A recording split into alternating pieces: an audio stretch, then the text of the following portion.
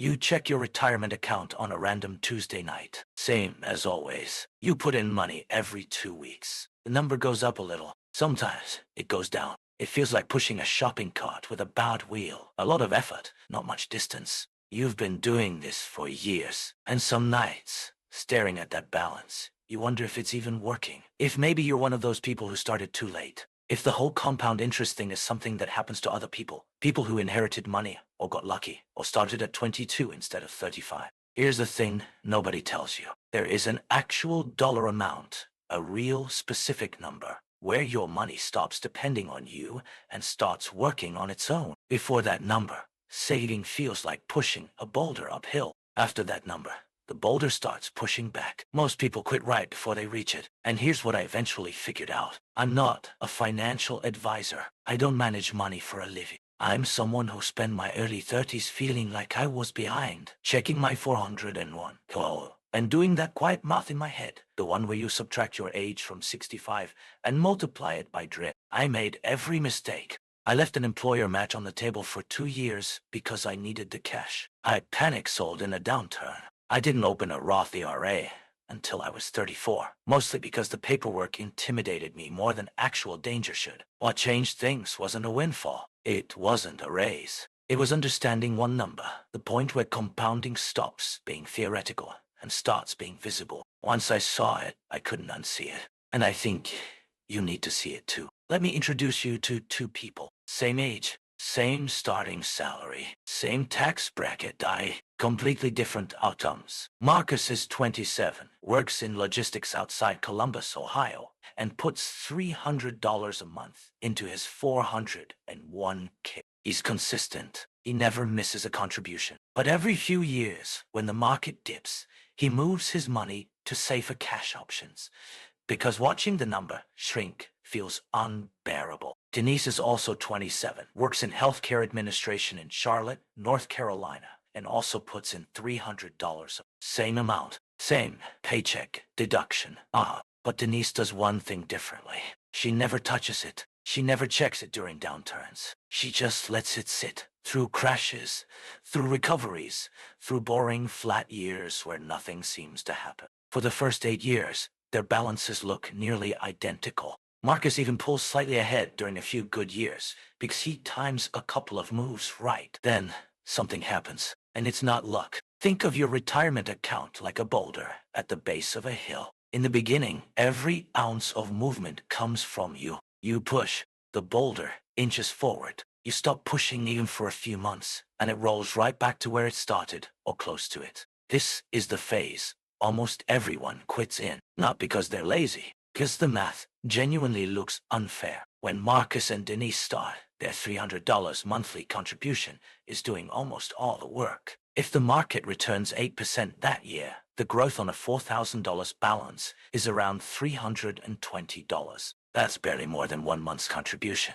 The free money part of investing, the part everyone talks about, is nearly invisible at this stage. This is why so many people feel like investing isn't working. It isn't that it's broken. It's that you're still the engine. The boulder hasn't started rolling on its own yet. Here's where it gets interesting. There's research from Vanguard's long-running study of retirement accounts showing that balances don't grow in a straight line. They grow in a curve that looks flat for years and then suddenly bends upward. Financial writers sometimes call this the hockey stick of compounding. The bend in that hockey stick tends to show up somewhere around the $100,000 mark gate. Not because there's anything magical about 6 figures. It's simpler than that. It's arithmetic. At $100,000, an average 8% market return generates about $8,000 in growth in a single year. That's more than most people's entire annual contribution. Read that again. At that point, the market is contributing more to your account in a single year than you are with your own paycheck. Your money has effectively hired an assistant, and that assistant works nights, weekends,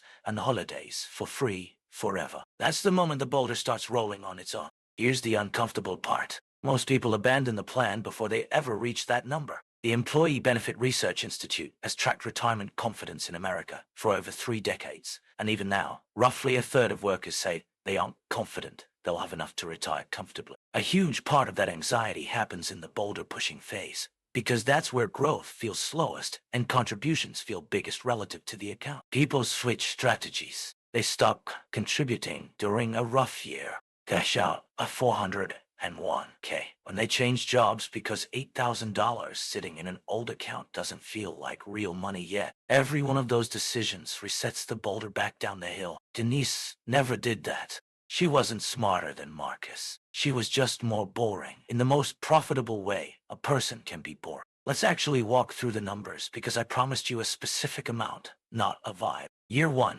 contribution $3,600. Balance roughly $3,700. Growth is invisible, a rounding error. Year 10, total contributed $36,000. Balance around $54,000. Growth has started contributing meaningfully, but you're still the majority of the engine. Year 15, 16. This is where Denise crosses roughly $100,000. Total contributed by now, about $57,600. The rest, over $40,000, came from growth, not her paycheck. And from here forward, every year's growth starts to rival or exceed her annual contribution. Year 25, Denise's balance is approaching $340,000. Her lifetime contributions are $90,000. That means nearly 3/4 of her account is money she never personally put in. Marcus, meanwhile, same contributions, same timeline, but with 4 safety moves to cash during downturns over 25 years, sits closer to $210,000.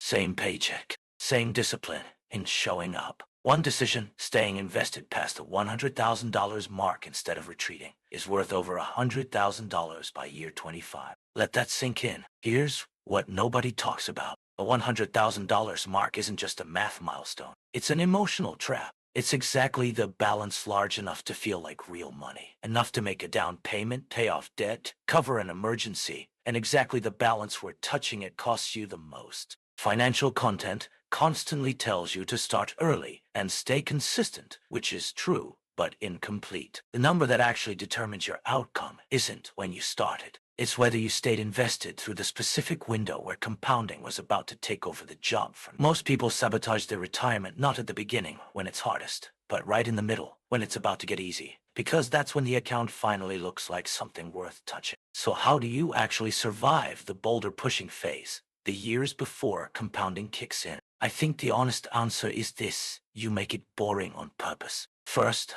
automate everything. Set your 401k Roth IRA contribution once and never look at the percentage again unless you're increasing. Every manual decision is a chance to talk yourself out of consistency. Second, stop checking daily. Vanguard and Fidelity both make it easy to see your balance in real time, and real time is the enemy. Checking a long-term account daily is like weighing yourself every 10 minutes. The noise will convince you nothing is happening, even when everything is. Third, reframe the number. Every dollar you contribute in your 20s and 30s isn't just a dollar. It's a future employee.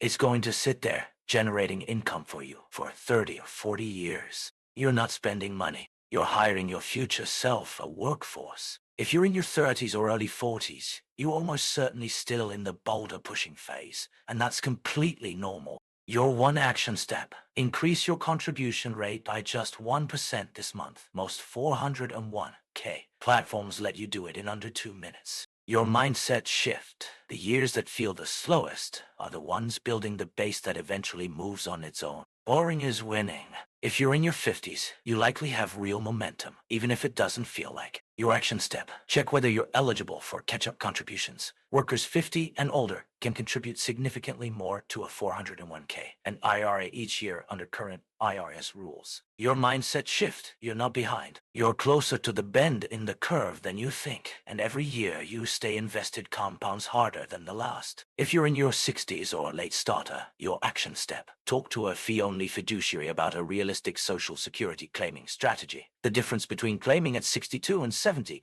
can mean tens of thousands of dollars over. A retirement: your mindset shift. Retirement isn't a finish line you either cross or miss. It's a transition you can shape even now by protecting what you've built instead of chasing what you didn't. Marcus isn't a failure. He showed up every single month for 25 years, which is more than most people ever manage. His only mistake was flinching at exactly the wrong moments. Moments that felt safe but were actually the most expensive decisions he made. Denise isn't special either. She didn't have a better job, a bigger salary, or some secret insider knowledge. She just stayed still long enough to let the number do what numbers eventually do. Somewhere between where you are right now and the number you're chasing, there's a quiet moment where the pushing stops and the rolling begins. You may have already passed it without noticing. You may be a few years out. Either way, the boulder doesn't care how you feel about the hill. It just needs you to keep your hands off it. If this helped you see your own numbers a little differently, you might like the video where I break down exactly how much you'd need at your current age to hit that turning point sooner. It's linked right here.